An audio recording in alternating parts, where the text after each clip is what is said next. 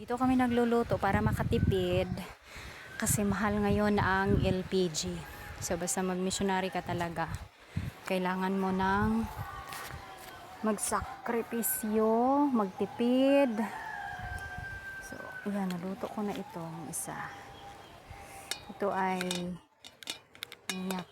vegetarian, ano yan, magic meat. So, gumagamit kami kapag, lalo na pag Friday, preparation day. So, ayan po. Ito yung lulutuin ko. Green peas with maraming tomato, kamatis. Yan po, mga kapatid. So, ito yung lugar na aming tinitirhan.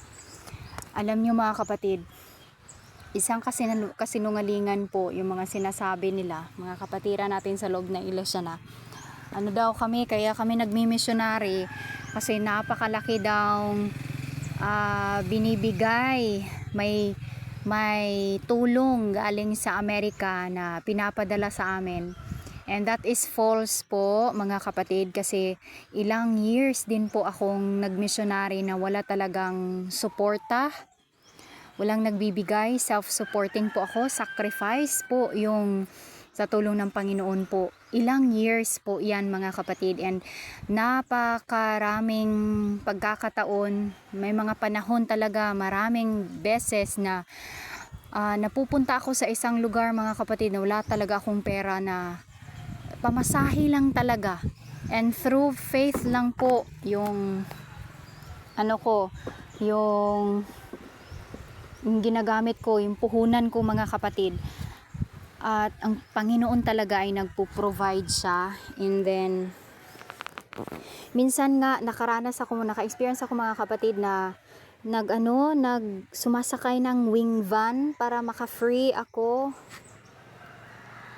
Hindi ako makapamasahe pag wala akong pamasahe, tapos may nagre-request, sumasakay ako ng wing van. Yung asawa ko ang nakikipag-usap sa driver. So, yun po, experience ko po yan mga kapatid. Ilang years po talaga na nag-missionary ako sa tulong ng Panginoon, na walang tulong. Kahit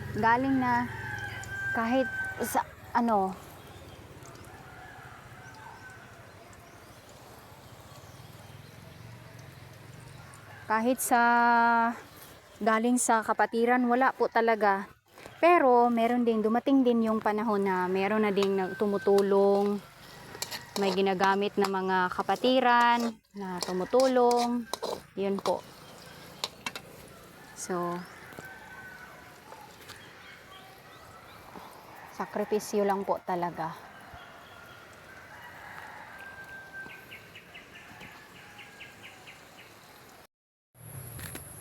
Mag-harvest tayo ng pepino.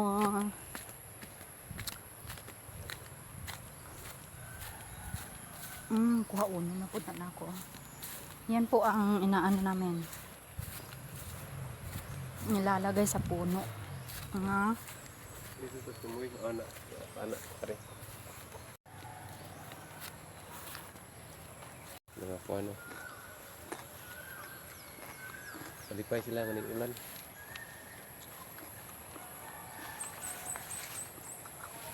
Ini dapat pakapot pa ni, hindi no dagapot putbon.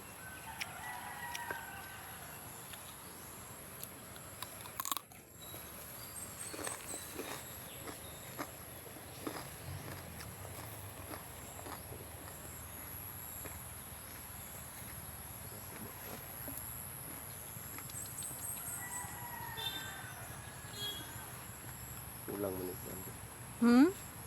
Ulang pa kasi yan.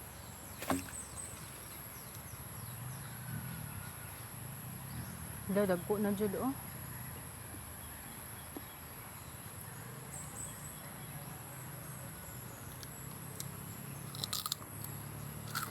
Pas lang diha.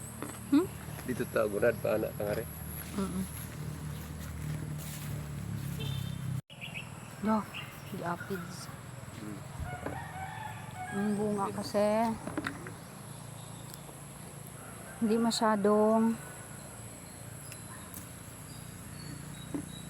ano ba, madaling Kuan.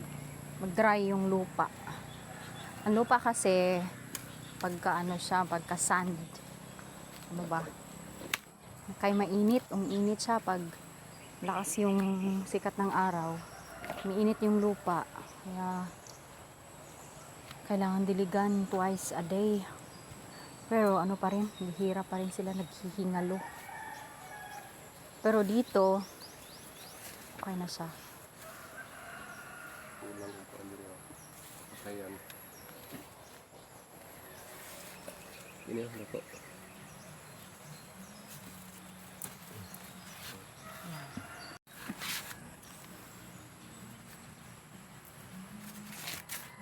Okay. Buka tiga hapon no.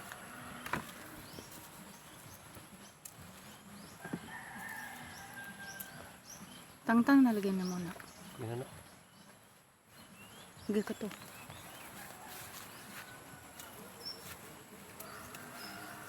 Apa oh? Asa?